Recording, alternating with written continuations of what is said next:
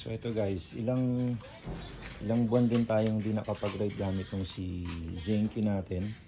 And ilang linggo ring nag-uulan kaya di natin nagagamit. So napansin ko lang ngayon, ano, stock up siya. Na-stock up siya kasi tagal din nagagamit.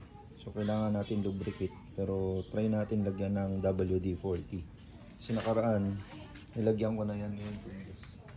Ngayon tumigas ulit. So dito ko lang siya nilalagyan. Yan, try natin. Basta sumiksik siya dun sa loob. Tapos, try lang natin yan. Umikot na siya. Yan, bumabalik-balik na. May free play na ulit. So, naninigas pala to. Sa mga naka-NK, di ko alam kung na-encounter nyo na to. Pero, naninigas pala siya pag matagal di ginagamit. Yan, no? Pero sa EDB ko, hindi naman ganun. Smooth. Ito. Alright. So, ride tayo pag agad na maulan ulit.